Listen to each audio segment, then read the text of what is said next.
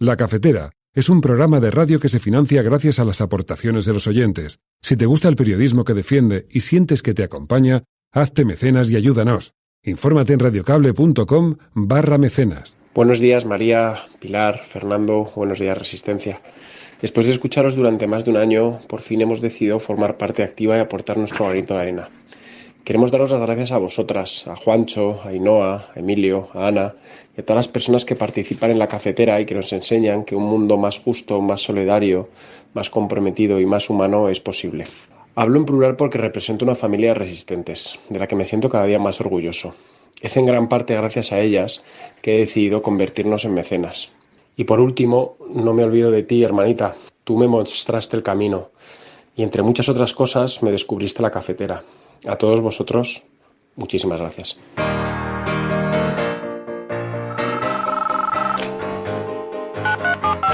Son las 8:30 de la mañana. Las 7:30 en la Casa Museo de José Saramago, en Tías, Lanzarote. Buenos días, mundo. ¿Quieres un café? La Cafetera. Dirige Fernando Berlín.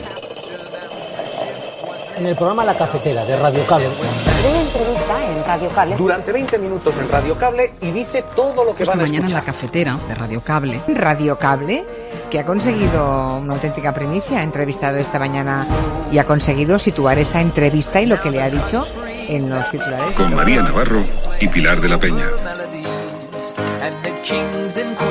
It's a celebration because I've done things wrong in my life, I will admit. Not purposely, but I've done things wrong. But this is what the end result is.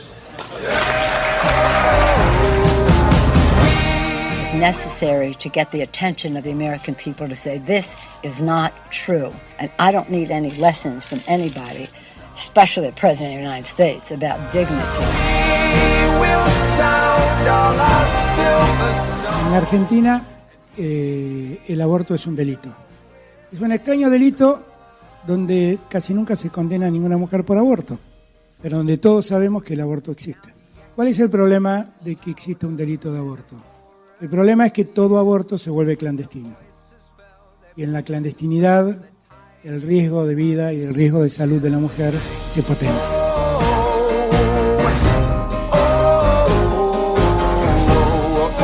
Estamos nosotros apostando a ganar, por supuesto. Estamos apostando a ganar en un momento muy complicado. Un momento complicado por la ausencia de Evo en el exilio. Evo es un articulador.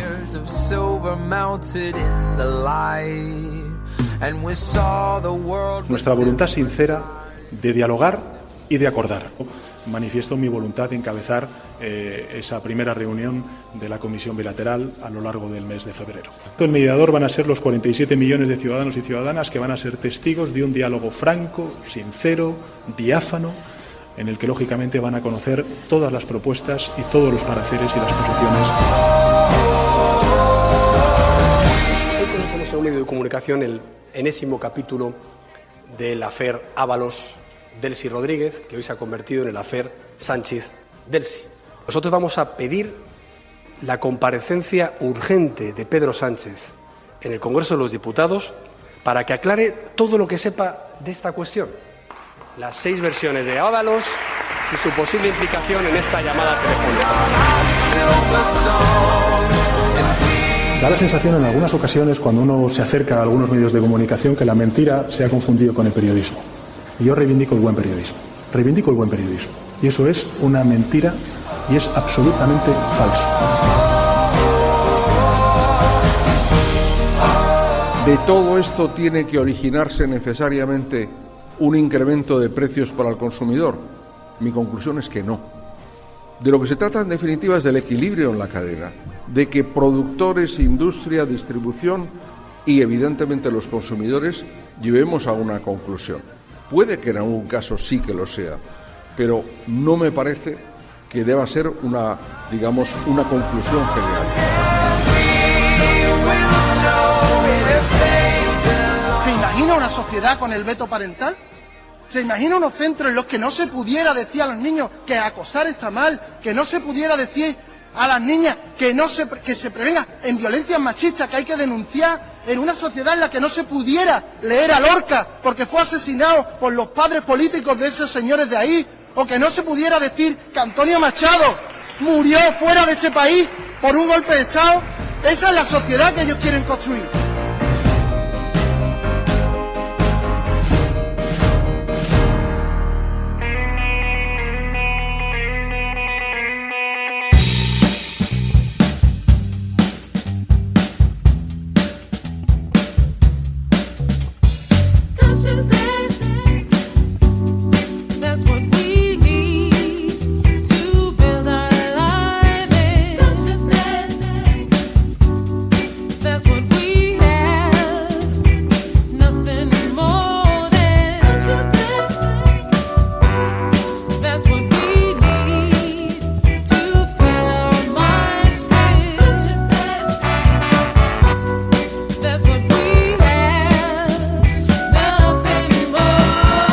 Muy buenos días, bienvenidos, bienvenidas una mañana más aquí a La Cafetera. Hoy es viernes 7 de febrero de 2020 y es un día en el que el diálogo político vuelve a ser un escándalo en este país después de la reunión entre Pedro Sánchez y Quim Torra. El caso es que habría que preguntar a quienes critican este diálogo político, habría que preguntarles qué solución política proponen. Hoy lanzamos esta pregunta al debate con ese hashtag #LaCafeteraHablan. #LaCafeteraHablan. Pero también hablaremos de otros asuntos, como la dimisión del líder que rompió el cordón sanitario contra la extrema derecha en Turingia, en Alemania, sobre todo para mirar hacia afuera y ver que realmente no estamos tan lejos de otros países como Alemania, ¿no? Y también para preguntarnos por qué la oposición aquí en España no mira más a Alemania, a ese cordón sanitario contra la extrema derecha y menos a Cataluña. Ojalá la oposición mirase más a Alemania y menos a Cataluña.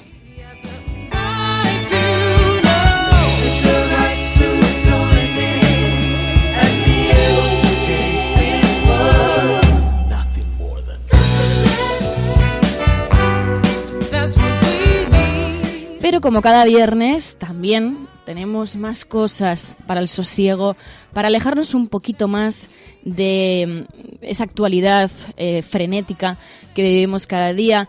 Y lo que hacemos es analizar, como cada viernes, con tranquilidad y con sosiego, la prensa internacional con Pilar de la Peña. También habrá una nueva entrega del podcast Plata o Plomo con Ana Pastor. Y en esta ocasión hablaremos de Lula da Silva, de la figura de Lula da Silva, porque además ha conseguido entrevistarle, y también sobre un documental de la figura de Lula da Silva. Y también, como cada viernes, seguramente acabemos emocionándonos con un nuevo relato de Ainhoa Goñi, esta vez interpretado por la actriz Cristina Alcázar. Así que id incorporándoos, los que estáis en directo, los que escucháis desde la retaguardia, a todas, muy buenos días, muy buenas tardes o muy buenas noches.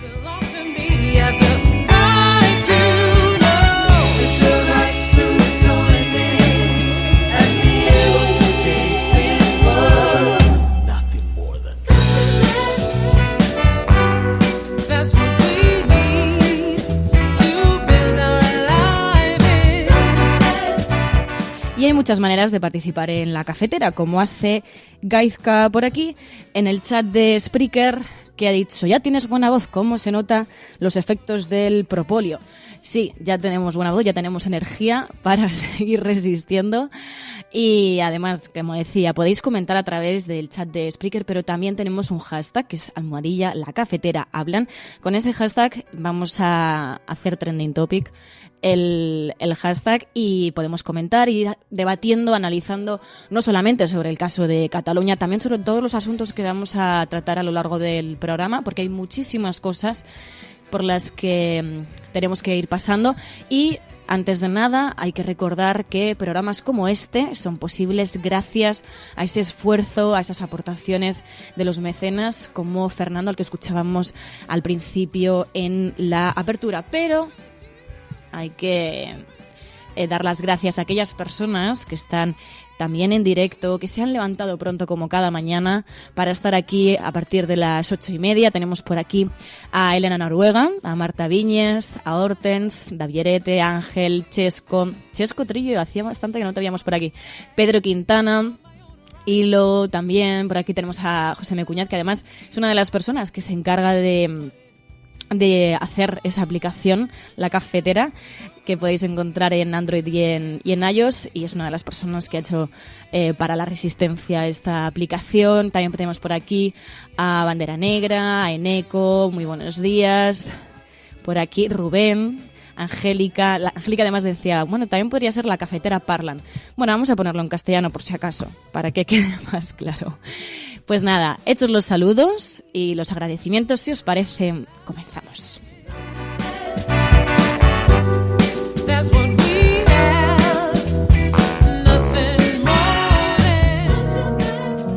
Es algo que todos sabemos de algún modo, pero que puede que nadie te haya explicado nunca.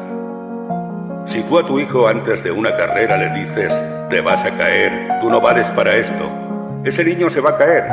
No hay más opciones, porque le has hecho creer que es posible, y hay algo que le empuja a cumplir la profecía. Pero si en lugar de eso a ese mismo niño le dices, corre, vuela, no te detengas, y si te caes, aquí estoy para levantarte, ese niño jugará mejor que si nunca le hubieras dicho nada. Hay una responsabilidad ineludible en cómo hablamos, en cómo tratamos a los demás, porque nuestras palabras tienen un poder más grande de lo que nunca hubiéramos imaginado. Cada día tienes la opción de cortar las alas de los demás hablando del miedo y de la incertidumbre. O puedes dejar que tus palabras les empujen hacia sus metas, confiando en la capacidad infinita que hay dentro de todo ser humano. Se conoce como efecto Pigmalión y funciona en cualquier momento de nuestras vidas.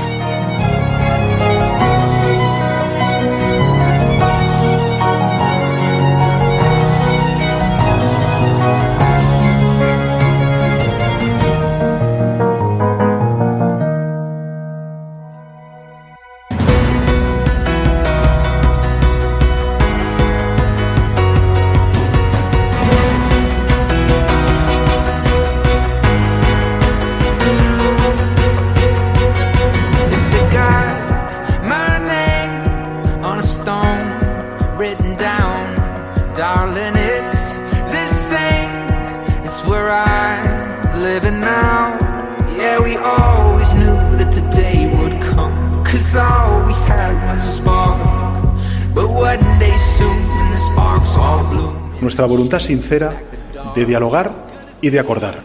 Manifiesto mi voluntad de encabezar esa primera reunión de la Comisión Bilateral a lo largo del mes de febrero. El mediador van a ser los 47 millones de ciudadanos y ciudadanas que van a ser testigos de un diálogo franco, sincero, diáfano, en el que lógicamente van a conocer todas las propuestas y todos los pareceres y las posiciones.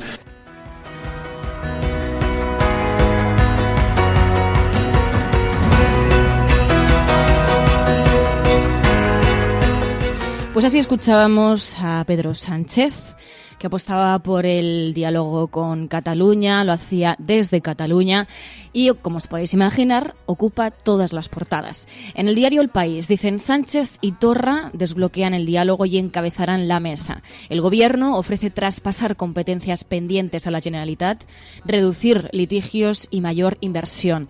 En el diario El Mundo lo interpretan de otra manera. Sánchez, dicen, rehabilita a Torra y abordará la autodeterminación.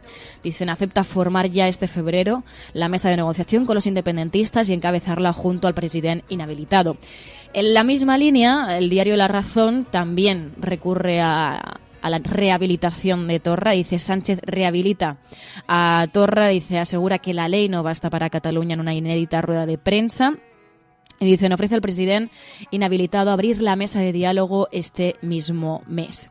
Y si nos vamos hasta los periódicos, los principales periódicos catalanes, en La Vanguardia dicen Sánchez y Torra se citan en la mesa de diálogo para este mes, y en el periódico de Cataluña también llevan esa imagen de portada, Sánchez y Torra regirán la mesa de negociación.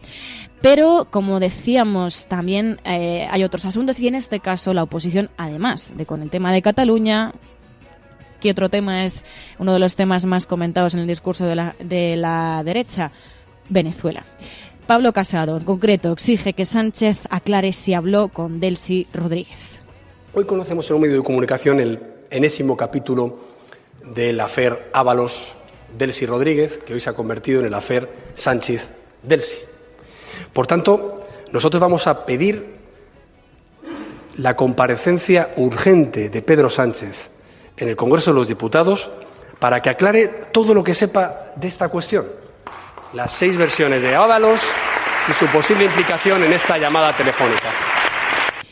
Bueno, y como en el tema de Cataluña, digamos que está bastante zanjado el asunto, simplemente es que están avanzando en el diálogo, siguen con el tema de Venezuela y en este caso, como decía, Pablo Casado exige que Pedro Sánchez dé explicaciones sobre el caso de Delcy Rodríguez, que publicó el diario ABC, asegurando que Delcy Rodríguez había hablado con Pedro Sánchez desde Barajas para que no recibiera a Guaidó.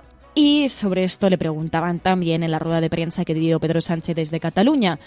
Y él decía que era totalmente falso. Da la sensación en algunas ocasiones, cuando uno se acerca a algunos medios de comunicación, que la mentira se ha confundido con el periodismo. Y yo reivindico el buen periodismo. Y eso es una mentira y es absolutamente falso. Así lo escuchábamos de la mano de Pedro Sánchez, al que le preguntaban por esto mismo, y él criticaba esa información del diario ABC. ¿Y qué es lo que dice el diario ABC? Bueno, pues el diario ABC sigue con ese asunto. Dice: Sánchez acusa de mentira al diario ABC, pero permite que Ábalos dé 6 versiones distintas sobre el Delcygate. Ya le han puesto nombre, Delcygate. Pero la imagen de portada va con el tema de Cataluña. Dicen el presidente vuelve a blanquear al inhabilitado Torra. Dicen acepta el teatro de cumbre entre estados organizado por la Generalitat. Promete más presupuestos para Cataluña y reitera a la justicia que ante el secesionismo la ley no basta. Hombre, algo de sentido tiene decir la ley no basta cuando efectivamente se ha aplicado la ley y sigue habiendo un problema con el caso de Cataluña. Y si no hay solución política, ¿qué queda? ¿Para qué sirve sino la política, ¿no? Que es un poco lo que preguntábamos quienes critican el diálogo con Cataluña. ¿Qué solución política proponen? Además, veo que lo estabais comentando por aquí. Y varias personas apuntabais a que efectivamente falta, ¿no?, una clara propuesta política por parte de la derecha para solucionar este problema. No basta con la justicia, no basta con la ley en la mano. Efectivamente hay que recurrir a una solución política porque es un problema político. Pero también hay otras informaciones en el diario El País, además del tema de Cataluña. Hablan del Atlas de la Mortalidad. Dicen, revela la desigualdad entre territorios. Hablan de este nuevo Atlas Nacional de Mortalidad en España. Dicen que explora casi 10 millones de fallecimientos entre 1989 y 2014. Dicen, el mapa, el más detallado hasta la fecha, refleja el riesgo de muerte en cada municipio por 74 causas. Dicen, un ejemplo de estas disparidades es la diabetes, una enfermedad asociada a la comida basura, cuyo riesgo va aumentando desde el norte hacia el sur. Además, también llevan el tema del coronavirus, en este caso sobre la muerte del médico chino que alertó del virus y fue represaliado. Además, dicen, exteriores marca distancias en la Unión Europea con el eje franco-alemán, y llevan el asunto, en la portada del diario El País, el asunto del que hablabais muchas personas a lo largo del día de ayer, que pedíais que hablásemos de ello, y es el caso del que hablábamos sobre el cordón sanitario en Alemania. Dice el diario El País, el líder de Turingia, votado por los ultras, dimite ante el escándalo. El candidato liberal elegido primer ministro de Turingia con los votos de la conservadora CDU y de la ultraderecha se vio forzado ayer a anunciar su dimisión. El escándalo por la primera ruptura del cordón sanitario contra los ultras no había dejado de aumentar. De hecho, apuntaban varias informaciones a que la clase política, incluidos miembros del propio Partido Liberal, exigieron el restablecimiento del cordón sanitario a la extrema derecha. Mientras, decían, en la calle se multiplicaban las protestas ante las sedes de los partidos. ¿Qué hubiera pasado Cabe preguntarse qué hubiera pasado en España, en esas comunidades en las que la derecha recibió el apoyo de la extrema derecha, si realmente hubiese habido una rectificación. ¿Qué hubiese pasado si hubiese pasado lo mismo que en Alemania? A lo mejor hoy no habría ciertos gobiernos, como en el caso de Andalucía, donde ya hemos visto cómo la extrema derecha sigue avanzando en sus propuestas, aunque esté fuera del gobierno. Lo veíamos con la censura parental. Y de hecho, sobre la censura parental se ha hecho bastante viral la intervención de un diputado de Adelante Andalucía, de José Ignacio García Sánchez, que se dirigía así al consejero de Educación. Le decía: ¿se imagina usted una sociedad regida por el PIN parental? ¿Se imagina una sociedad con el veto parental? ¿Se imagina unos centros en los que no se pudiera decir a los niños que acosar está mal, que no se pudiera decir a las niñas que se prevenga en violencias machistas, que hay que denunciar, en una sociedad en la que no se pudiera leer a Lorca porque fue asesinado por los padres políticos de esos señores de ahí, o que no se pudiera decir que Antonio Machado murió fuera de este país por un golpe de Estado? Esa es la sociedad que ellos quieren construir. Señor consejero, le voy a dar una buena noticia. Esto no va a pasar, porque la comunidad educativa la tienen enfrente.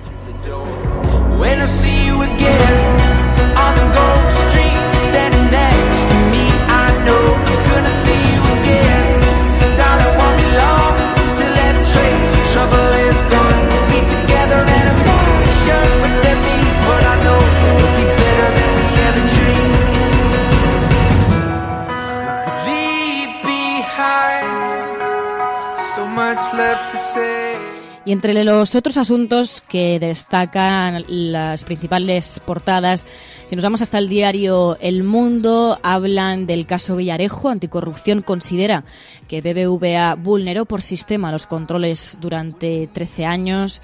Es un tema, el tema del caso Villarejo, que ha dado mucho que hablar. También hablan de que la Fiscalía ve motivos para recurrir la salida de prisión de los Jordis. La Generalitat burla, dice el diario El Mundo, al Tribunal Supremo y les deja en semilibertad. Y si nos vamos al caso del diario La Razón, dicen tensión en Navarra, Alsasua 2, una veintena de berchales agrede a 2 guardias civiles, fueron acorralados en la puerta del mismo bar que en 2016, dice el diario La Razón, que también lleva el tema del caso Villarejo.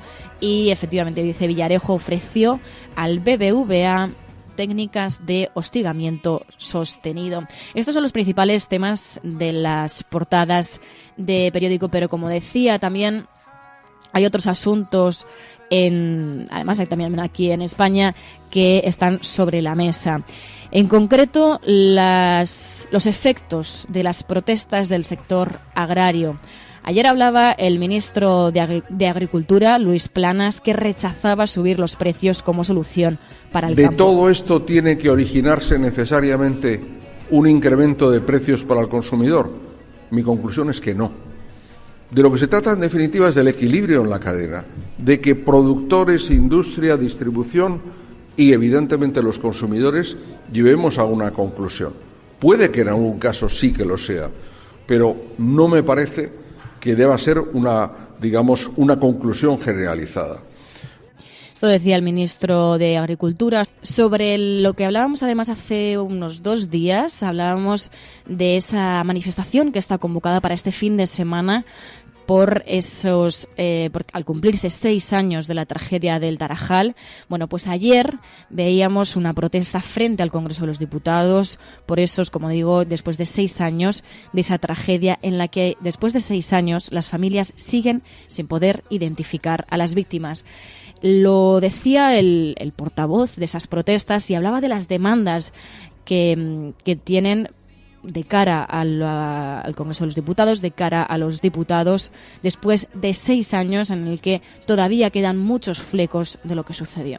Que a quien corresponda le inste a que autorice y dé visado a las familias que ya en reiteradas ocasiones han querido venir a reclamar al menos el poder enterrar a sus hijos y que la Administración siempre les ha denegado. Al denegarles el visado, las familias no pueden venir Por lo tanto, es una de las razones por las que el juzgado de Ceuta nuevamente ha archivado la causa y ahora mismo está en la audiencia provincial. Y también venimos a recordar no solo a esas 15 víctimas del Tarajal, sino a todas las víctimas de las fronteras en todos los muros que se están construyendo en el mundo, ¿no? Y por eso también le instamos a la presidenta del Congreso de los Diputados a que vuelva a recordar, las entidades sociales ya lo hicimos, me parece que hace 3 años, a recordar y a instar al Parlamento Europeo a que declare el 6 de febrero como Día Europeo por las víctimas de las fronteras. Así lo exigían, así lo pedían, estas eran las demandas, como decíais, 6 años de impunidad. Elena Maleno, activista de derechos humanos, decía en Twitter como cada 6 de febrero las familias víctimas de Tarajal se reúnen para recordar a sus muertos. España les arrebató a sus hijos, les negó justicia y pisoteó su derecho a ver las tumbas. Hoy no es una excepción. Juntos, decía, resistiendo en su lucha, dan una lección al mundo.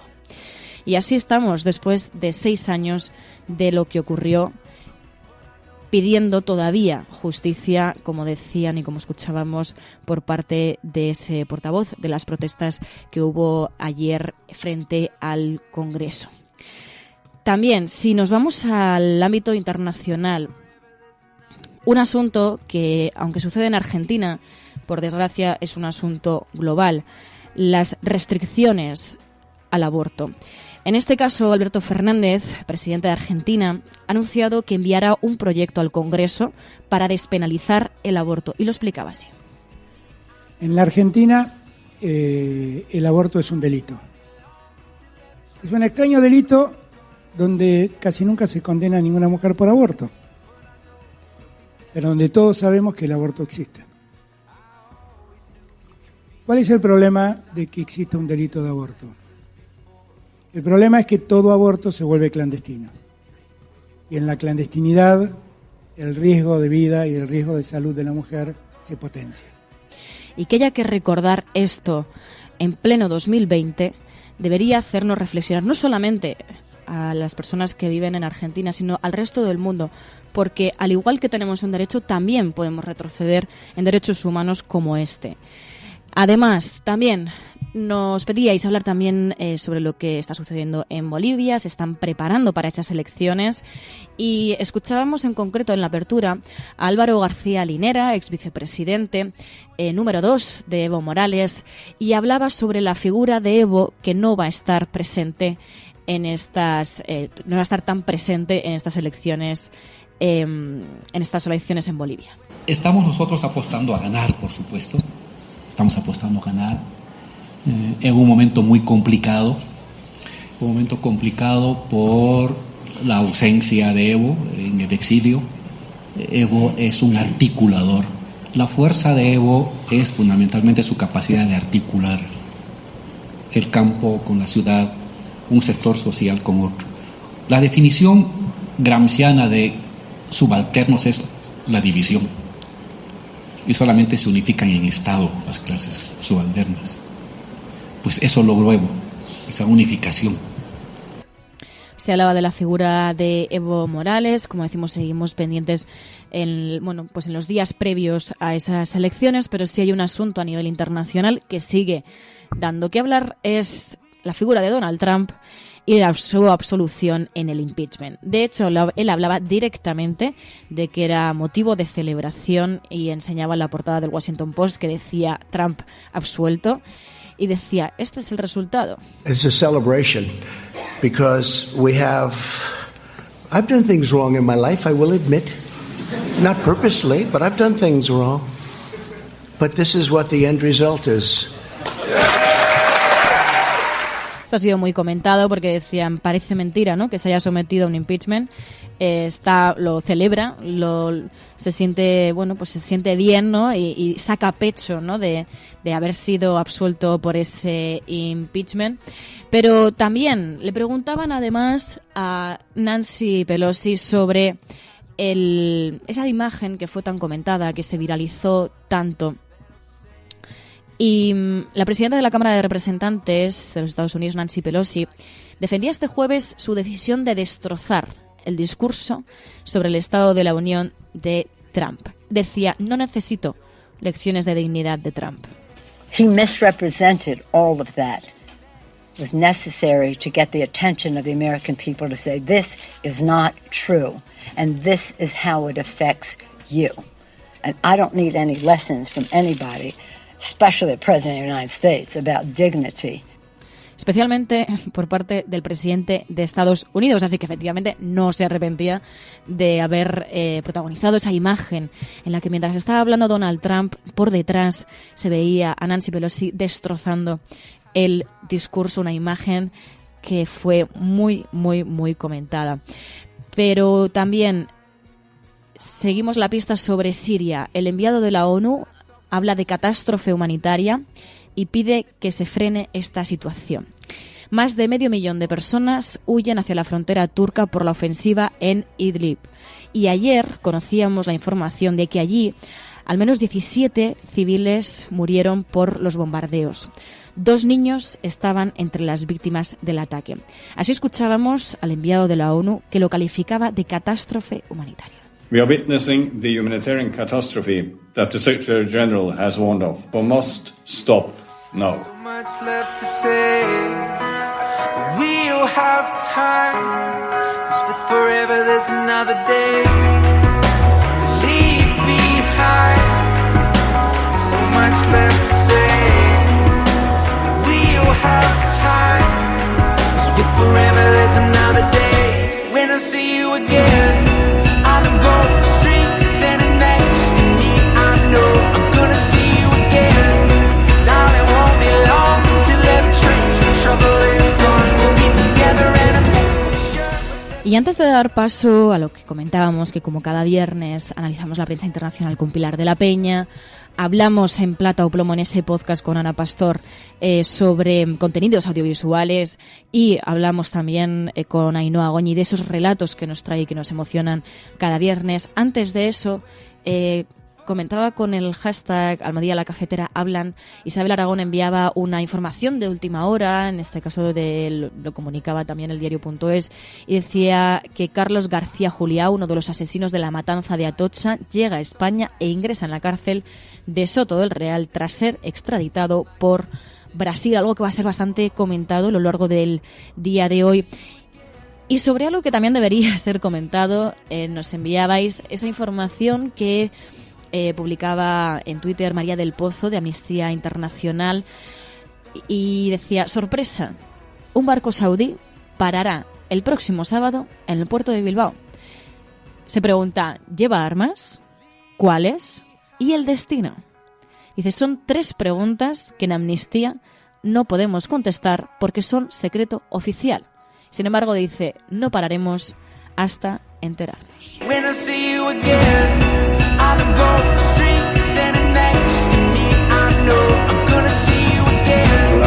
Darling, won't be long till every trace of trouble is gone. We'll be together and I'm not sure what that means, but I know it'll be better than we ever dreamed. La alternativa al neoliberalismo se llama conciencia. Podeis decir, pero conciencia no es un sistema económico. No, no es un sistema económico. Conciencia no es la organización del mercado. Yo digo, tampoco lo es. No, conciencia no es eso. Y no es un régimen político nuevo. No, no, no es eso. No lo es. Pero es algo más que todo eso. Es la conciencia que hay que tener contra todo y contra todos los que precisamente entiendan que lo que no hay que tener es conciencia. Eso es lo que tenemos que formarnos todos los días.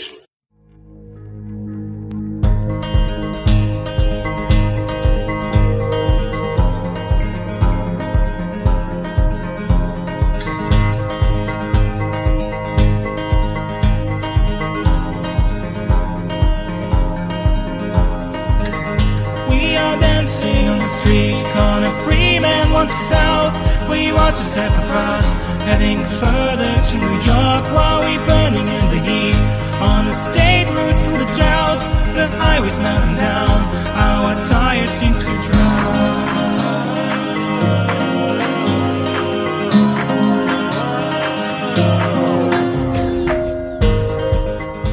Hola cafetera y Resistencia, Fernando, María. Os escucho todos los días desde la retaguardia y ahora en mi paseo nocturno con mi amigo perruno he escuchado con muchísima atención el relato de Ainhoa Goñi y ¡ojo! ¡Qué pasada! También escuché el anterior y escucharé todos los que estén por venir. Estoy súper emocionada. Me ha gustado muchísimo y nada, solo os puedo dar las gracias y que por favor, si en algún momento flaquean las ganas de hacerlo, de verdad, hay muchas que os estamos escuchando y que nos encanta y que lo escuchamos y que yo por lo menos lo he vivido. Buenas noches, buenos días o buenas tardes. We are dancing on the street corner, free men want to south. We watch a separate cross, heading further to New York while we burning in the heat. On the state route through the drought, the highway's melting down. Our tire seems to drown.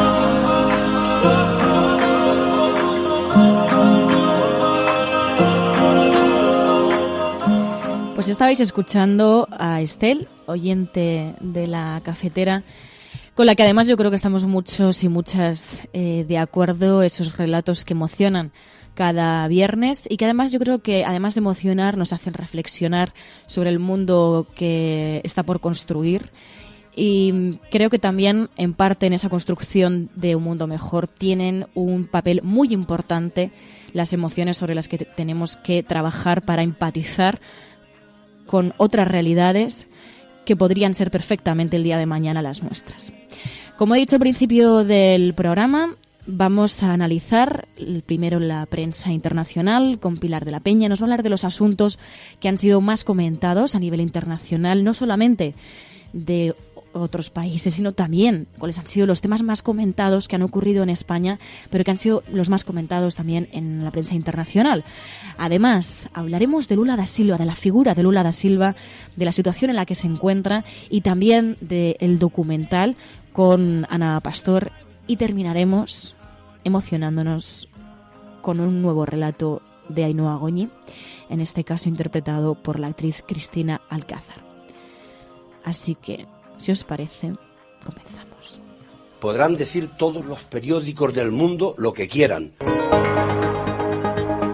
Secessionist parties in Catalonia have wasted no time following the reconvening. Vamos a esta hora con información de último minuto. A esta hora en España, el ex vicepresidente del gobierno... En España finaliza el recuento de votos en los comicios municipales y autonómicos con una participación del... En las últimas semanas hemos podido comprobar cómo los medios de comunicación internacionales... Imagínense cualquier lector de la prensa extranjera que descubre que al que se propone para el Banco Mundial... A Spanish nurse who helped treat 2 Ebola victims in Madrid has tested positive for the disease herself. Spain announced that a nurse is the latest to be diagnosed.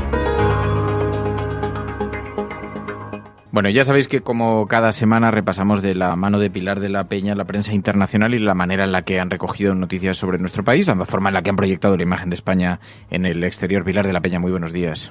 Hola, buenos días. Y ha tenido una sorprendente repercusión el boicot al rey en el Congreso de algunos grupos independentistas. Así es como lo han titulado algunos medios internacionales, ¿no?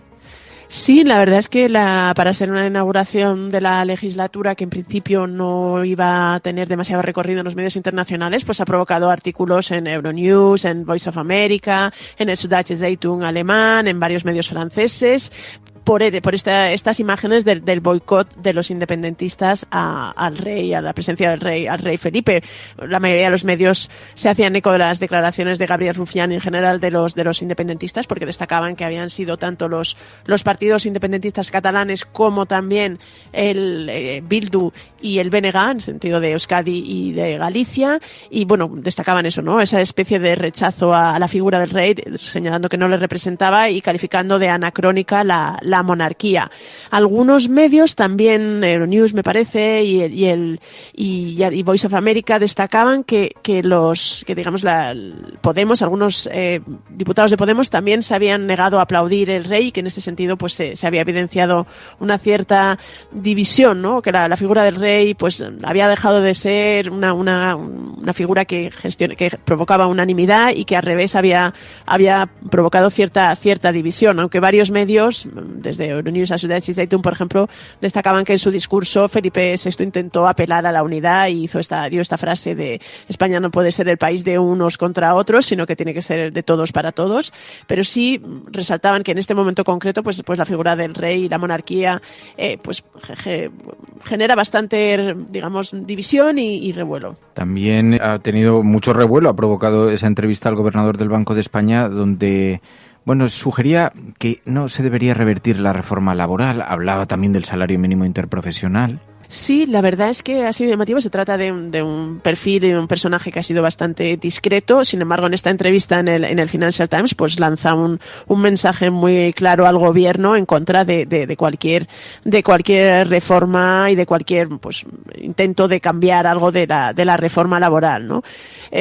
Pablo Hernández de Cos defiende que los economistas consideran que la reforma laboral ha sido crucial para la recuperación económica y que cualquier toque de cualquier aspecto, en concreto, pues destacaba que una de las prioridades del gobierno es revertir la capacidad de las empresas para negociar individualmente los convenios, que se vuelva a los convenios sectoriales o colectivos, y que esto, según él, pues podía afectar a la competitividad de las empresas que España necesitaba poder mantener para seguir creciendo y para garantizar la recuperación total de la economía.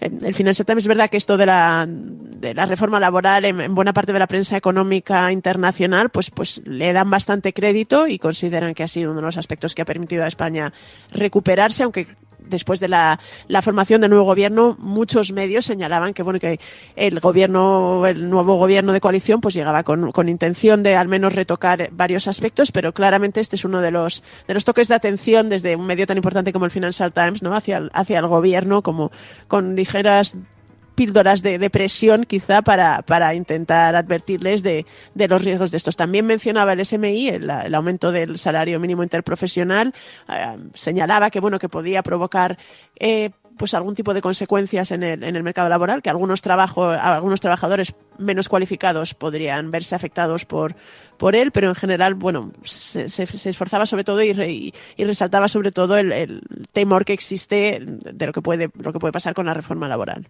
Luego, una advertencia que nos llegaba desde Estados Unidos, han emitido una nota a los turistas que pretendan viajar a España. Hablan de un elevado riesgo de asalto sexual en España, decían desde Estados Unidos, ¿no? Sí, y además es que ha sido una alerta y una advertencia que ha lanzado la embajada estadounidense aquí en Madrid, que ha llamado la atención pues de la CNN, del New York Times, de USA Today, incluso de la BBC, por el hecho de señalar, de advertir a su población del alto riesgo de asalto sexual en España. La nota recoge un poco las advertencias del Ministerio del Interior, o más que las advertencias, los datos del Ministerio del Interior que indican que ha habido un aumento en los casos de asalto sexual y de ataques sexuales en España en general en los últimos 4 o 5 años. Y en concreto destacaban que después de la denuncia de una presunta violación de 3 hermanas estadounidenses en Murcia, pues lanzaban esta advertencia.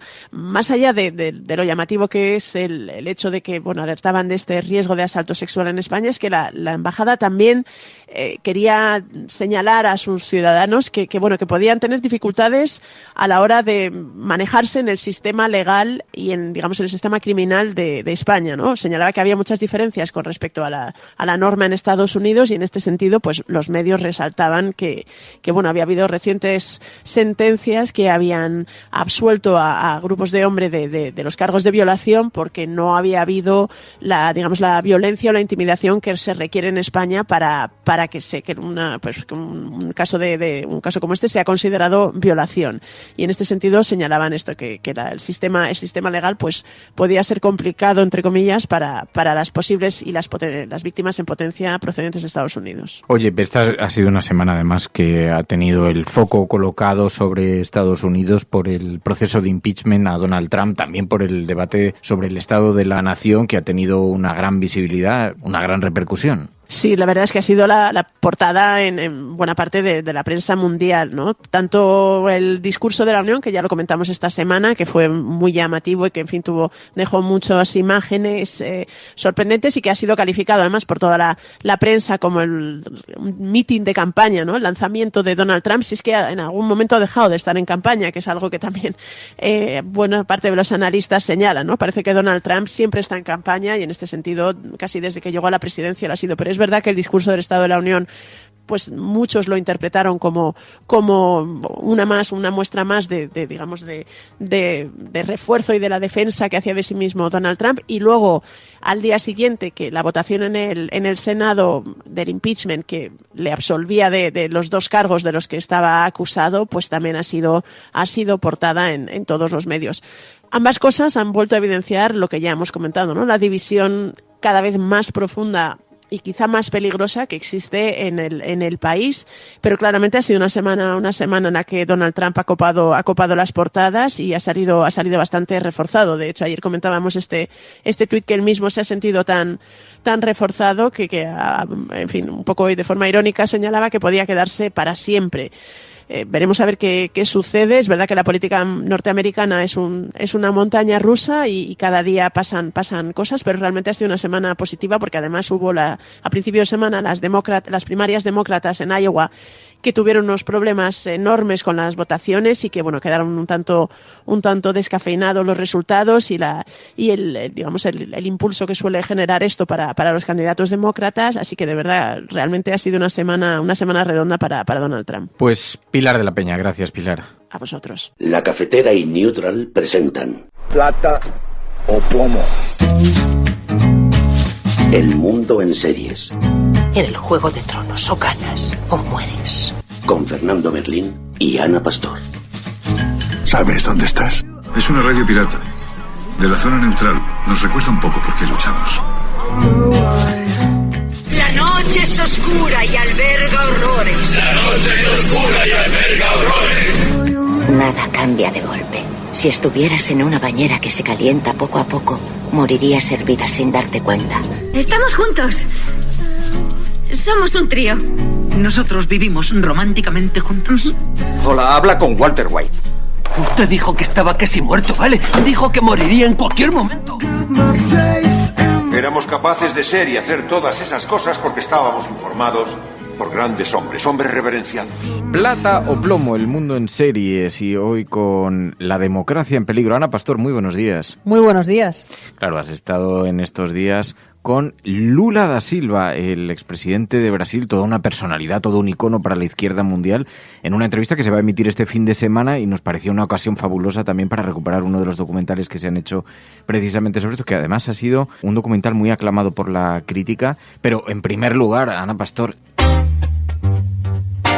¿no confía en el sistema brasileño de justicia? ¿Usted cree que hay una conspiración contra usted? Está provado em todos autos da minha defesa de que houve conluio entre justiça e imprensa para me condenar. Que eles inventaram uma farsa para tentar prejudicar a possibilidade do PT continuar gobernando o Brasil. ¿qué tal con Lula? Porque es un icono absoluto.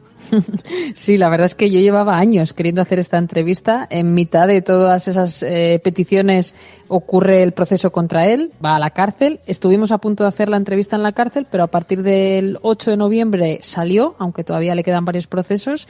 Y bueno, pilló las elecciones en España, retrasamos también la entrevista y la hemos hecho hace una semana, hace justo una semana y algún día estuvimos en Sao Paulo y tengo que decir que es todo un personaje, la verdad, tiene 74 años, La entrevista, la que vais a ver emitida el domingo a las 10:30, tiene menos duración. Duró en total 1 hora y 40 minutos. Incluso sudaba la camisa y no es una metáfora. Y hemos hablado de muchísimos temas. Presidente, quiero preguntarle también por Cataluña. Usted ha viajado un montón de veces a España. ¿Cómo observa lo que está pasando allí? Eu acho que é normal você ter uma região mais rica que queira ser independente. Eu estou dizendo o seguinte, é um país tão bem feito, é um país tão bonito, ou seja, você nunca viu a parte pobre querer se separar da parte rica. É sempre a parte rica que quer separar da parte pobre, ou seja, não acho uma boa medida. Habéis tocado algún asunto, además, también relacionado con España. Sí, la verdad es que yo tenía mucho interés en saber cómo defiende él el proceso o los procesos judiciales. Sabéis que tiene 11 procesos diferentes, todos ellos tienen que ver con asuntos de corrupción, lo que le ha convertido en un personaje de ser muy amado y de ser muy popular a ser muy cuestionado, incluso os diría que odiado. Entonces hemos hablado de esos procesos, él defiende la inocencia en su caso, no niega que existiera corrupción y que afectara incluso a su partido, pero habla de una conspiración contra él en la que ha estado la judicatura. El juez que le mete en la cárcel es ahora mismo el ministro de Justicia de Bolsonaro, el juez Moro. Y habla también, por supuesto, de Bolsonaro. O sea que hay una comparación que yo creo que va a levantar muchas ampollas, y él dice que, bueno, Hitler también consiguió convencer a algunas personas y eso no significa que se le pueda considerar, bueno, pues un político más, ¿no? Y de España, sí, de España hemos hablado mucho, hemos hablado de Cataluña, hemos hablado de cómo conoció a Suárez, que yo no lo sabía. Lo había leído hace muchos años una biografía, pero no sabía si era algo real o no, y lo cuenta muy bien en la entrevista. Habla del rey anterior, del rey actual, del nuevo gobierno, que ahí sí que os adelanto, dice que es optimista. Él creó el PT con una amalgama de organizaciones y de partidos y de gente con muchas sensibilidades diferentes, un poco reflejo, ¿no?, de lo que fue Podemos en sus inicios, y cree que es interesante la fórmula de gobierno en la que están obligados a hablar y a dialogar.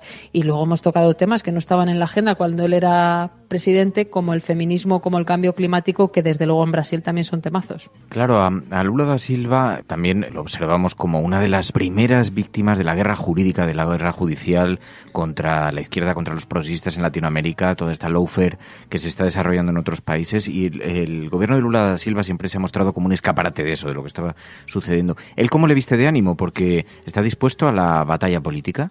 Pues le queda el recurso del Supremo, es la última instancia, porque no solo ha sido condenado por este juez Moro, sino que otras instancias superiores también le han condenado, y entonces en la entrevista hablamos de eso, pero está a la espera del recurso del Supremo.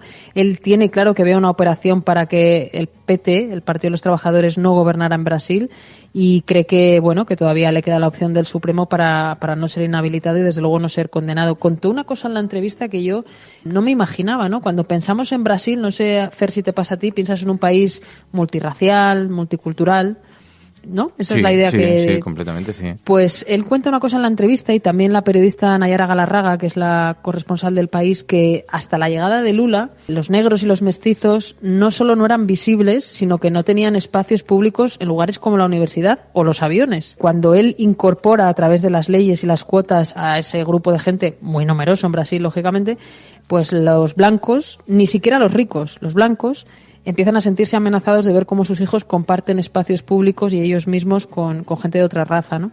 Y ese caldo de cultivo es el que ha ido recogiendo Bolsonaro a lo largo del tiempo y le ha llevado a que, bueno, ser presidente y a tener 60 millones de votos, ¿no? Entonces, bueno, es un país muy polarizado en el que, como digo, hay gente que da por hecho que Lula es un corrupto, mucha gente, pero a la vez hay mucha gente que no le niega, bueno, el cambio que produjo en Brasil con esto que hemos dicho y con que sacó de la pobreza 30 millones de personas con el proyecto Hambre Cero. Es desde luego un personaje, bueno, fascinante desde el punto de vista de todos estos picos, ¿no?, que tiene. Y eso nos lleva a este documental, La democracia en peligro, los vértigos de Brasil ante este pasado turbulento, el documental de Netflix. Um presidente destituído, presidente preso, a nossa democracia está desmoronando. Essa farsa sexista. Estou cada día más vivo perante a opinión pública. Y más allá del encuentro personal, ¿qué es lo que retrata este documental?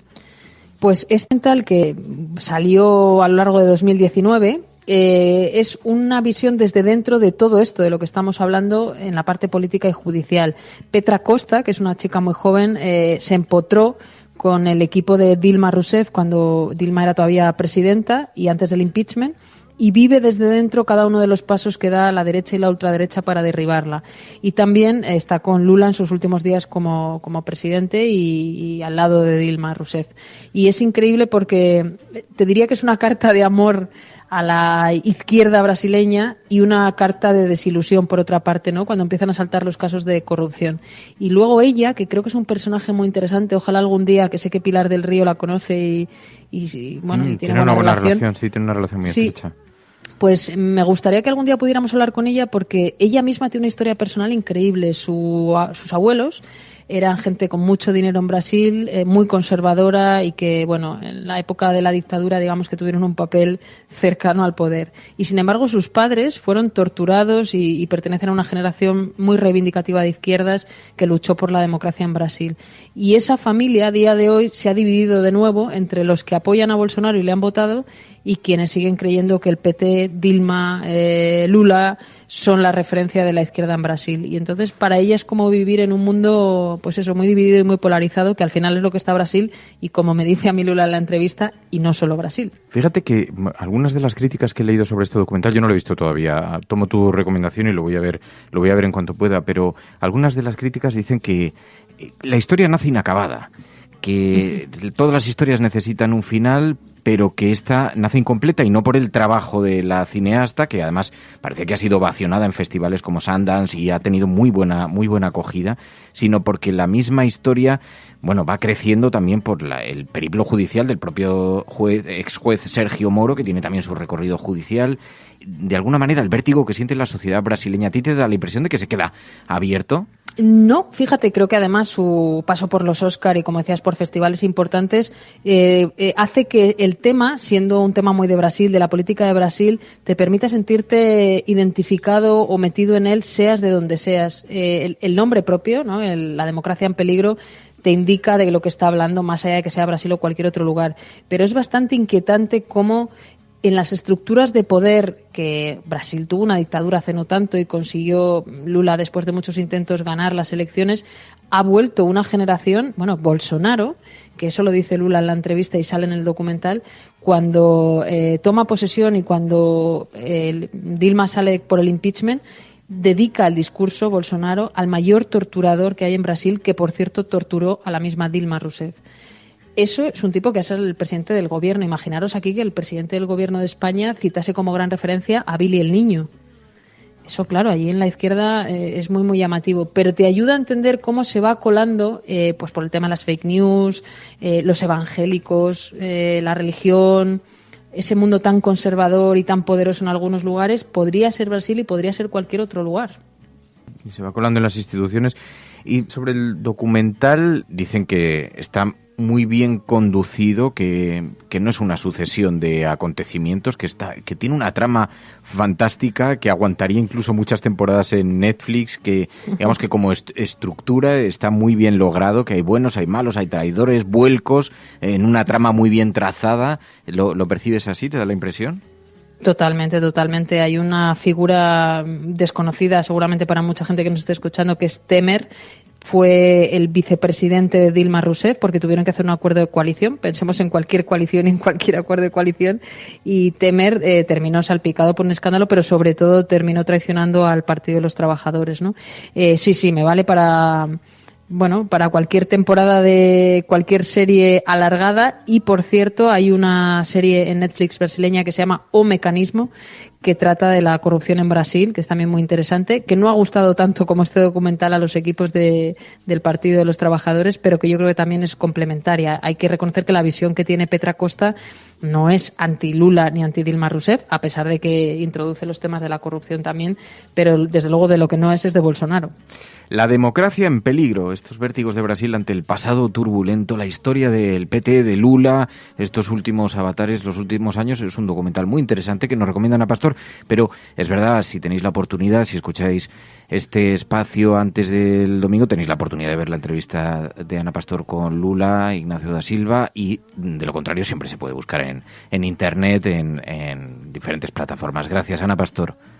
Gracias. Además, vamos a colgar también, podéis consultar tanto la entrevista que se emite en El Objetivo como la versión extendida para los muy frikis y las muy frikis. Tendréis una versión extendida. Pues entonces te veremos el domingo y veremos después la versión extendida de esa entrevista, de ese encuentro. Ana Pastor, Lula Silva. Gracias, Ana. Gracias. Plata o plomo. El mundo en series. En el Juego de Tronos, o ganas o mueres. Con Fernando Merlín y Ana Pastor. ¿Sabes dónde estás? Es una radio pirata. De la zona neutral. Nos recuerda un poco por qué luchamos.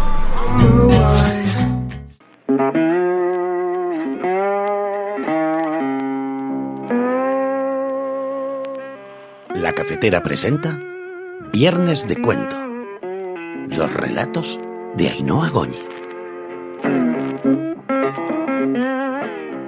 Pues es viernes, ya sabéis que los viernes es el día en el que dedicamos un ratito también a mirar hacia adentro, a reflexionar, a tomarnos un tiempo para nosotras mismas, y lo hacemos gracias a los relatos que Ainhoa Goñi, buenos días. Muy buenas. Nos regala cada semana, y hoy nos ha traído una invitada, Cristina Alcázar. Muy buenos días. Muy buenos días. Qué gusto tenerte aquí. Además, con este relato, hemos hecho una prelectura antes de sentarnos aquí en el estudio.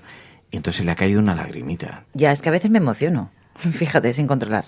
Oye, pero que esto es también algo muy propio de los actores y de las actrices, supongo que porque vivís con los sentimientos a flor de piel también, ¿no? Pero tenéis una sensibilidad maravillosa. Pero tú sabes que yo antes, era incapaz de llorar, que cuando ponía, el personaje ponía llora, yo decía, ¡buah! No sé, es que no sabía llorar, y de repente un día dejas de pensar en que no sabes llorar y te emocionas. Yo creo que eso lo hace la edad también un poco. Digo, a mí me ha pasado lo mismo y no soy actriz. Digo, con la edad a mí es que ya me da igual. Sí, hay como menos filtro, ¿no? No sé. Dices, me han visto llorar ya. A mí no me lo digas, que yo... mira, el otro día hicimos un ejercicio en el programa que teníamos que contarnos intimidades. ¿Ah, sí? Yo soy muy de contar intimidades. ¿Qué hay que contar? Te hago las 36 preguntas del New York Times. Ha hecho 36 preguntas para enamorarte de la persona que tienes delante. Y algunas de las preguntas son, ¿cuándo fue la última vez que lloraste? Y yo decía, yo con la película de Star Wars. O sea, yo veo un anuncio de miel y me pongo a llorar. Igual Así que yo. Te entiendo. Pero es que el otro día, no sé qué estábamos viendo, qué estábamos viendo en la televisión, que de repente yo me puse a llorar. Y me dijo mi chico, ¿de verdad? Yo dije, sí, ¿vale? Y además tenemos en el sofá, que es una cheslón, así en el brazo izquierdo, yo lloro ahí. Y entonces ese le hemos llamado el rincón de llorar. Cuando yo quiero llorar me pongo y hago y ya está.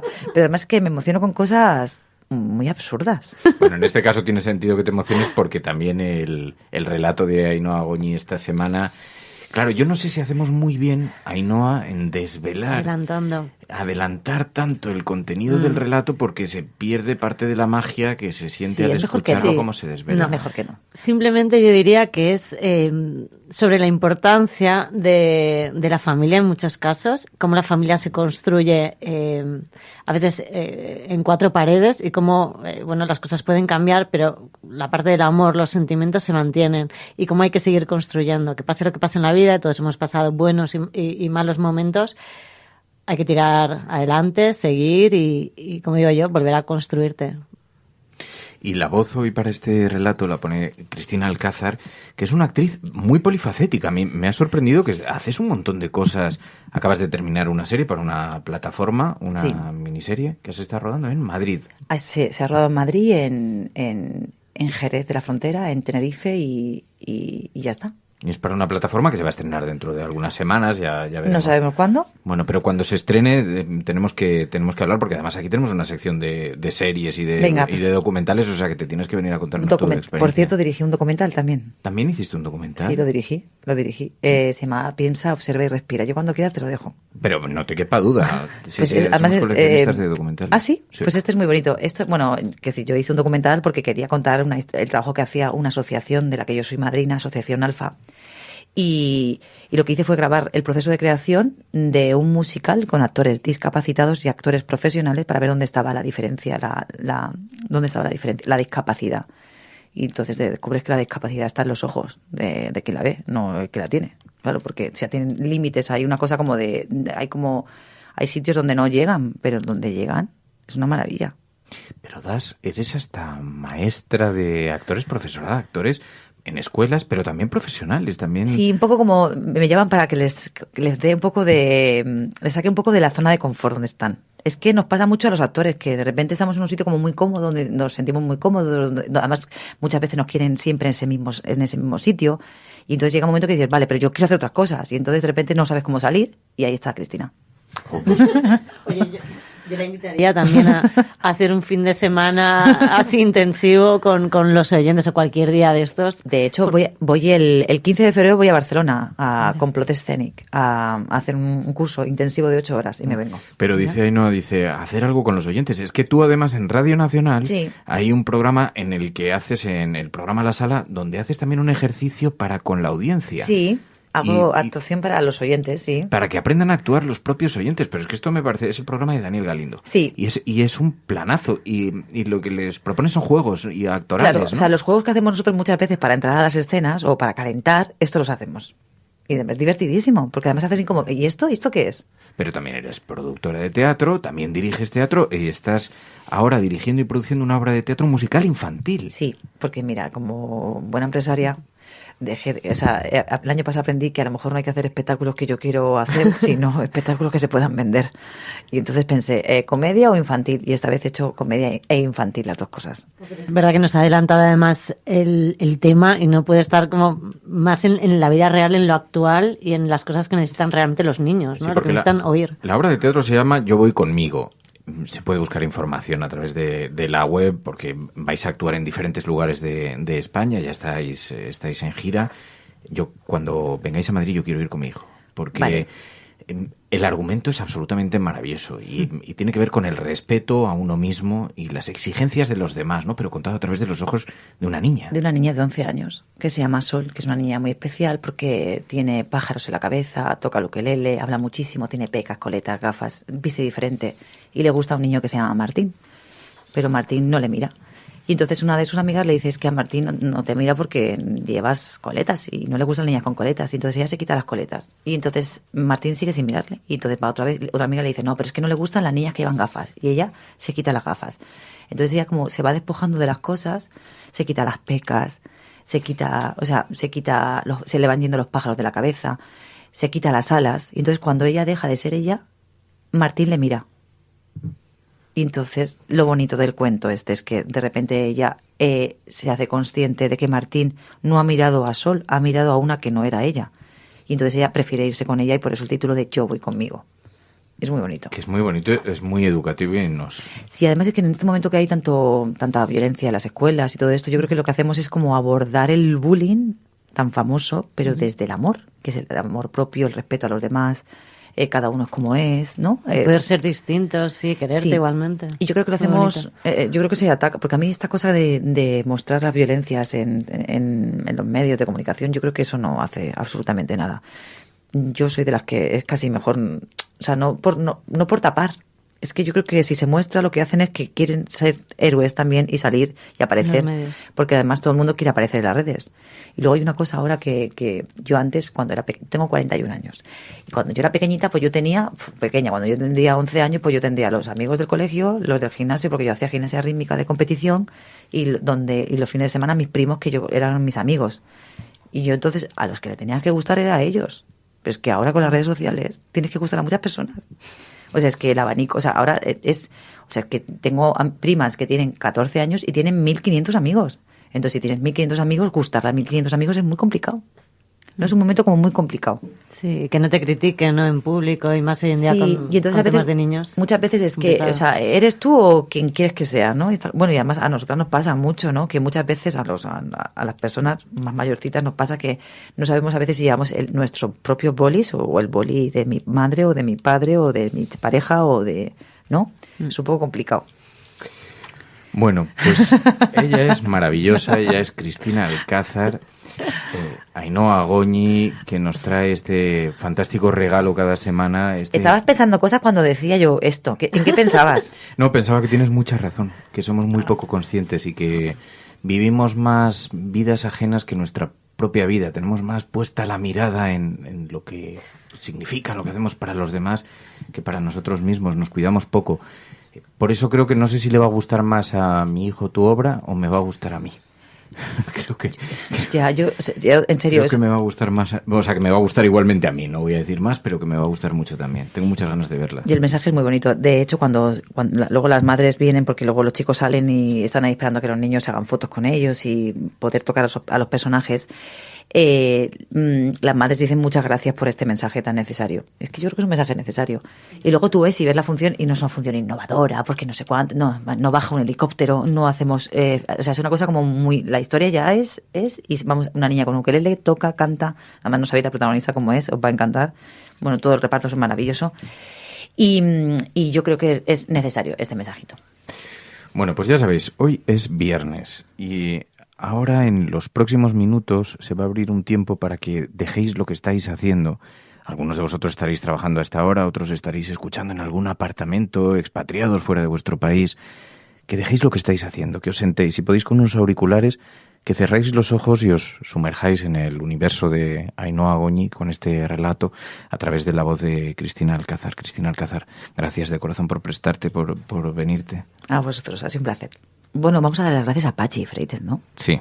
¿Vale? Sí. Que la ha liado porque ella, la además. ha convencido, la ha liado para que se viniera. Sois amigos, compañeros también. Sí, compañeros. Y a Pachi, además, es que le tenemos tanto cariño y está, en fin, consiguiendo que salga adelante este proyecto, que se lo agradecemos.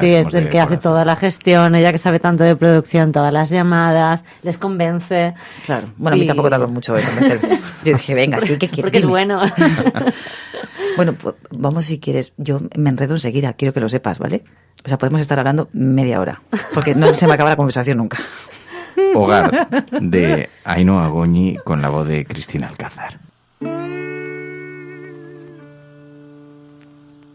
La Cafetera presenta Viernes de Cuento. Los relatos de Ainhoa Agoñi. Cerramos la última caja y les miré a los ojos. Todos me observaban expectantes.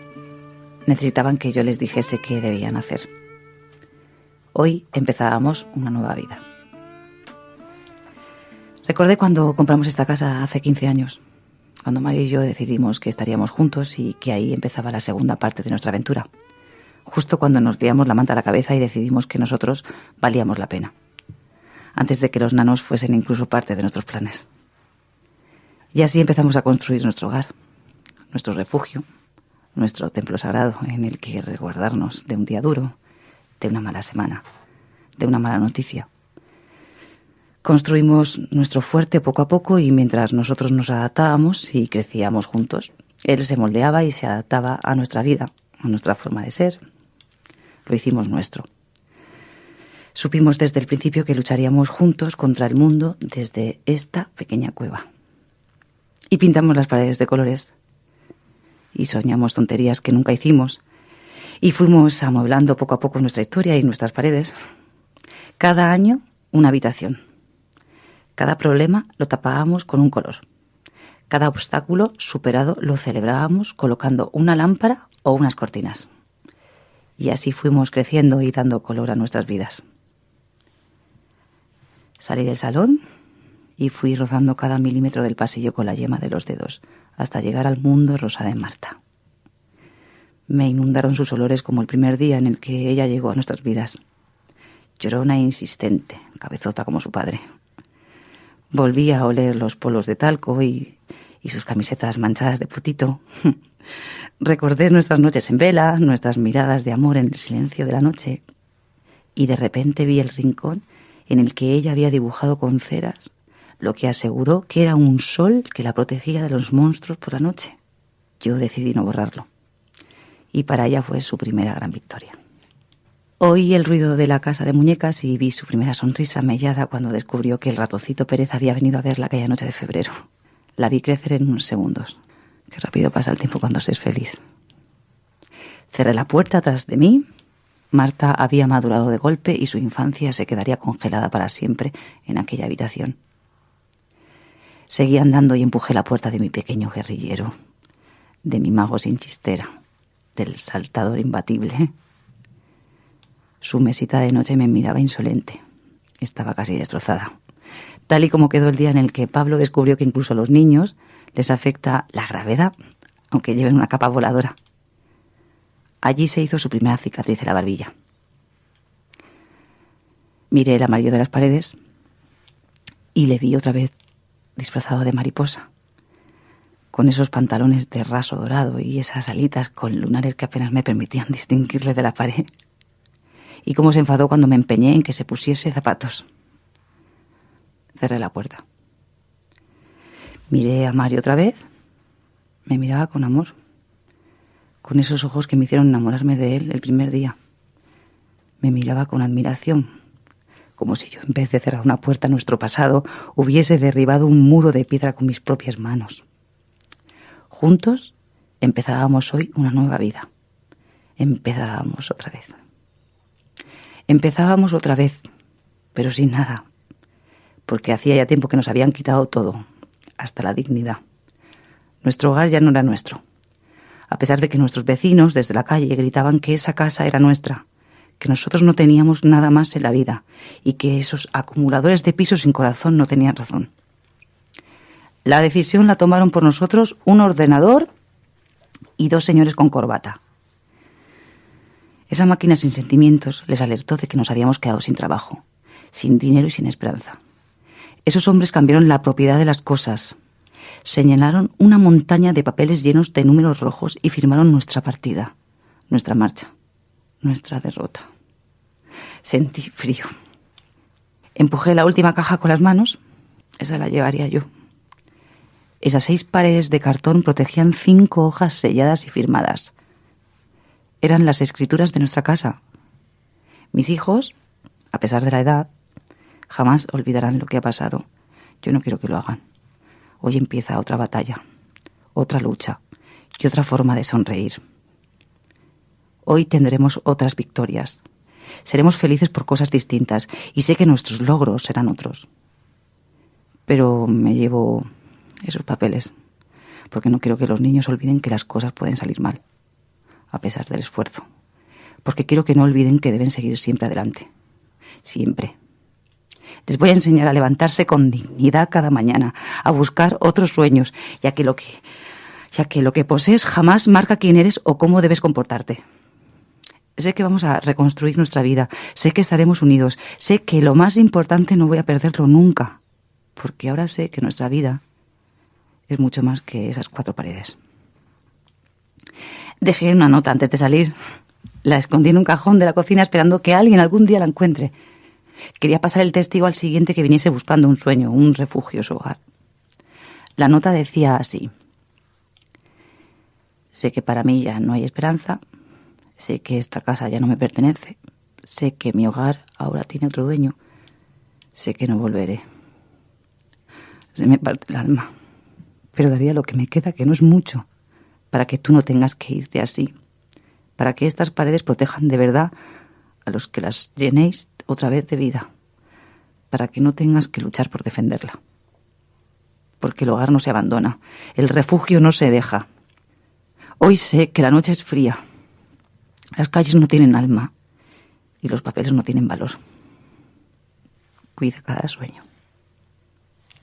Les subí el cuello de las chaquetas, los niños me miraron, no me verían llorar, y me dije que volverían a pintar 1000 soles y me prometí que se disfrazarían de mariposa y de tortuga.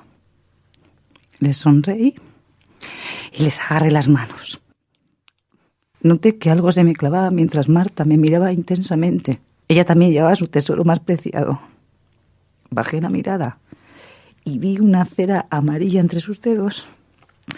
Ella me seguía mirando valiente, convencida de que con esa cera dibujaría más soles y así volvería a tener un hogar. Todo hoy volvía a empezar. Nos agarramos de las manos mientras los vecinos aplaudían nuestros pasos.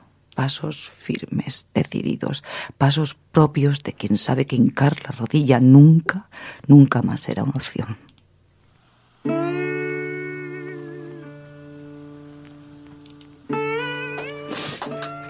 Ay, qué angustia.